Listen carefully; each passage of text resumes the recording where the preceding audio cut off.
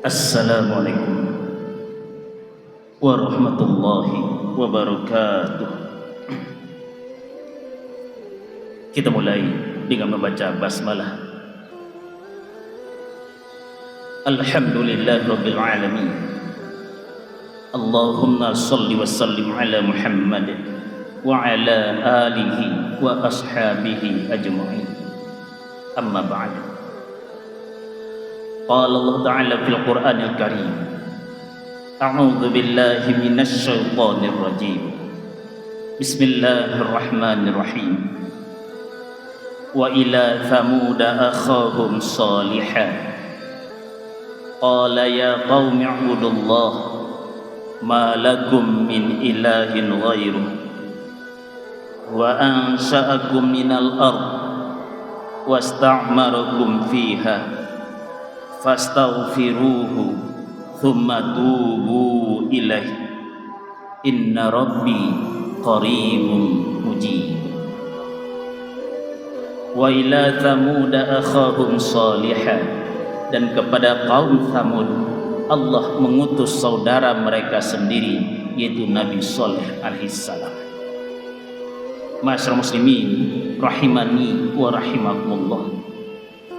Ayat 61 surat Hud tadi mengingatkan kita kembali tentang sekelumit kisah Nabi Allah Nabi Saleh alaihissalam yang diutus kepada kaum Thamud. Nabi Saleh adalah bagian dari kaum Thamud, saudaranya kaum Thamud. Wa ila Thamud akhahum Salihan, dan kepada kaum Thamud Allah mengutus saudara mereka sendiri, itu Nabi Saleh alaihissalam. Hadirin, kaum Thamud adalah keturunan dari Thamud bin Jasar bin Iram bin Sam bin Nuh. Artinya dengan jalur seperti ini, hadirin, tampak oleh kita kaum Thamud adalah kaum yang hidup setelah masa kaum Ad. Karena Ad bin Iram bin Sam bin Nuh, jadi titik temunya ada pada namanya Iram. Kaum Thamud generasi setelah kaum Ad. Rahmati Allah, awalnya kaum Thamud karena mengetahui bagaimana pembinasaan total terhadap kaum Ad. Kaum Ad yang kepada mereka diutus Nabi Hud alaihissalam, awalnya kaum Thamud karena tahu bagaimana nasib kaum Ad, mereka mendekat kepada Allah. Tapi hadirin, lambat laun, dan di sini memang panjang sejarah kita sebagai manusia, penyakit besar kita, lambat laun, apalagi ketika mereka diberi anugerah oleh Allah, maka lambat laun sampai titik waktunya mereka kembali mengulangi kesalahan yang sama yang pernah diperbuat oleh kaum Ad. Mereka melakukan syirik. Allah, pada kaum Ad dibinasakan juga karena penyakit ini, syirik.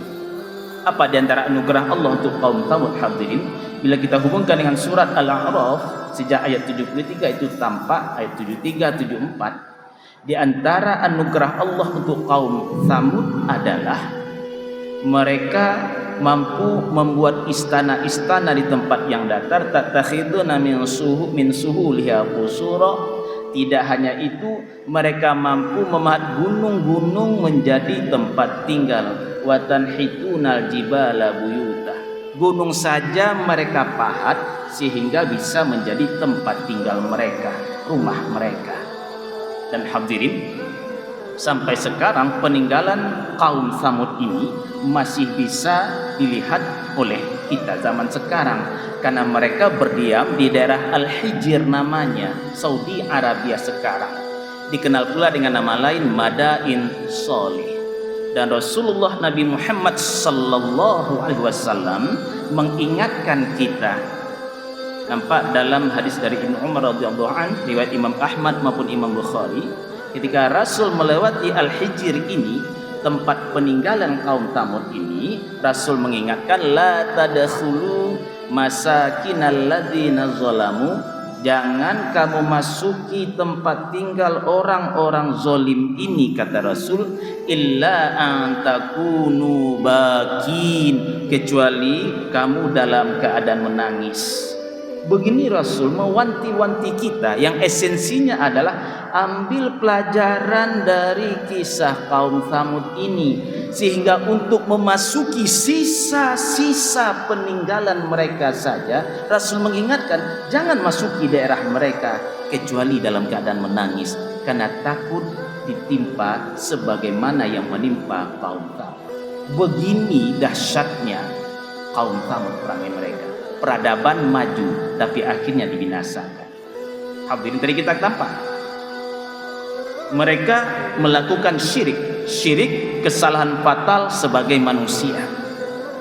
Karena hadirin, syirik akan membuat seseorang atau sekelompok orang kehilangan rasa takut pada Allah. Bila Allah saja yang menggenggam kehidupan dan kematiannya saja tidak ditakutinya, apalagi manusia. Sehingga jangan heran yang kehilangan rasa takut pada Allah, maka dia juga tidak takut-takut untuk berbuat zalim pada orang lain. Tuhannya saja tidak ditakutinya, apalagi sesama manusia, sama makhluk. Dan ditambah lagi mereka memiliki puncak kejayaan, puncak peradaban. Begitu berbahayanya hilang rasa takut pada Allah. Sehingga jangan heran hadirin tadi kita katakan, bila hilang rasa takut pada Allah, bahkan jangankan pada orang lain, saudara kandung sendiri dia takkan takut-takut untuk menzoliminya. Bahkan mungkin rakyatnya sendiri takkan takut-takut dia zolimi. Kenapa? Tuhannya sendiri tidak ditakuti. Maka tadi kita katakan syirik kesalahan fatal sebagai manusia. Syirik pangkal mula rusaknya tatanan hidup masyarakat. Nah hadirin, menghadapi penyakit seperti ini kaum Tsamud ini yang sedang berada di puncak peradabannya, karena mampu memahat gunung-gunung menjadi rumah, menjadi tempat tinggal. Apa pesan Nabi Saleh? Kita simak. Wa ila Tsamuda akhahum salihah. Dan kepada kaum Tsamud Allah mengutus saudara mereka sendiri, itu Nabi Saleh alaihissalam. Ayat ini redaksinya saja menggambarkan Nabi Saleh saudara mereka. Artinya mereka tahu bagaimana pribadi Nabi Saleh alaihissalam. Sehingga apa kata Nabi Saleh? Nabi Saleh berkata, ya qaumi i'budullah ma lakum min ilahin ghairu. Wahai kaumku, sembah Allah, tidak ada yang patut kamu sembah selain Dia. Ini pesan Nabi Saleh kepada kaum Tsamud yang terasa oleh kita sama dengan pesan Nabi Hud, sama dengan pesan Nabi Nuh. Ya qaumi i'budullah, wahai kaumku sembah Allah. Kita lihat hadirin, bagaimana Nabi Saleh alaihissalam memanggil kaum Tsamud dengan redaksi ya qaumi, wahai kaum. Kamu kaumku. Kalau begitu, aku bagian dari kamu, kamu bagian dari aku. Sehingga apa? Kalau aku tak ingin celaka, maka aku juga tak ingin kamu celaka. Dan aku tahu perangaimu ini bisa mencelakakan. Kenapa? Nenek moyang kita kaum Ad celaka karena perangai ini. Nenek moyang kita kaum Nabi Nuh celaka juga karena perangai ini. Aku tak ingin celaka, aku juga tak ingin kamu celaka. Makanya ku ingatkan kamu. Kalau begitu, ku ingatkan karena aku sayang padamu. Ya qaumi. Begini Nabi Saleh alaihissalam memilih kosakata yang menyentuh hati, mengingatkan kaumnya. Ya qaumi, wahai kaum. Sehingga terasa oleh kita, beliau memilih redaksi ini mengisyaratkan pada kita, beliau mengingatkan itu karena beliau sayang pada kaumnya. Sehingga Bapak Ibu, pelajaran untuk kita berikutnya adalah bila ada yang mengingatkan kita langkah kita yang salah, jangan benci dia. Bisa saja itu karena dia sayang pada kita. Istri mengingatkan suami yang tak mau sholat subuh, dibangunkan oleh istri. Wahai suami, jangan bentak-bentak istri, karena istri sayang itu, karena tak ingin suaminya celaka. Suami yang mengingatkan istri, tanda suaminya sayang. Kalau tidak sayang takkan diingatkan karena takut celaka. Rakyat yang mengingatkan pemimpinnya, tanda rakyat sayang pada pemimpinnya sehingga diingatkan. Sehingga wahai pemimpin, jangan musuhi rakyat yang mengingatkan. Ya qaum, ya qaum i'budullah, wahai kaumku sembah Allah. Malakum min ilahin ghairuh, tidak ada yang patut kamu sembah selain Dia. Ingat kisah nenek moyang kita kaum Ad. Tadi kita singgung, hadirin. Dilanjutkan. Wa ansha'akum minal ard. Dia yang telah menjadikan kamu dari bumi, dari tanah. Sadar diri dari mana asal kamu, coba lihat. Wa ansha'akum minal ard, asal kamu itu dari tanah dan Dia yang menjadikan kamu. Menarik hadirin, ayat ini oleh redaksi ansya'a. Ketika kita berusaha menelusuri makna mana ansya'a ini, diantaranya kita temukan maknanya ansya'a ini mewujudkan. Tidak hanya mewujudkan, mendidik juga. Tidak hanya mendidik, mengembangkan juga. Ini terangkum dalam kata ansya'a. Wa ansha'akum minal ard. Dia yang telah menjadikan kamu, mendidik kamu, mengembangkan kamu sehingga kamu sedang berada di puncak peradaban. Karena kamu mampu memahat gunung-gunung menjadi rumah. Tapi sadar, kamu tidak ada apa-apanya kalau bukan karena Dia. Dia menjadikan kamu. Dan sadar pula asal kamu dari mana? Dari tanah. Minal ardh. Hadirin, memahami pesan Nabi Shalih ini mengingatkan kita pada ungkapan bijak. Kalau begitu seharusnya yang berasal dari tanah jangan bersikap sebagai langit. Asalnya tanah lalu bersikap sebagai langit. Jangan. Ingat asalnya. Setinggi-tinggi peradabanmu, kamu tidak ada apa-apanya kalau bukan Dia yang ansya'akan, menjadikan kamu, mendidik kamu, mengembangkan kamu. Dan ingat asal minal ardh. Tidak hanya itu, wasta'marakum fiha, Dia pula yang memerintahkan kamu untuk memakmurkan bumi ini. Kamu punya tugas memakmurkan bumi ini. Kalau begitu makmurkan Dia. Hadirin, kalau kita simak rantai pesan Nabi Shalih ini, tidak berlebihan rasanya bila kita katakan ciri masyarakat makmur tidak hanya mampu membangun gedung-gedung indah. Karena kaum Tsamud mampu membangun gedung-gedung itu. Tidak pula memiliki tubuh yang kuat. Tidak hanya itu, karena kaum Ad memiliki tubuh yang kuat. Tidak pula hanya dengan umur yang panjang, karena kaum Nabi Nuh juga umurnya panjang. Ciri masyarakat makmur tidak hanya itu, tidak hanya nampak dari gedung-gedung. Ciri masyarakat makmur itu adalah dia tunduk pada yang menciptakannya. Sehingga bila dia tunduk pada yang menciptakannya, membuat dia mampu mendatangkan ketenangan bagi yang lain. Karena dia punya rasa takut. Begini ciri makmur itu rupanya.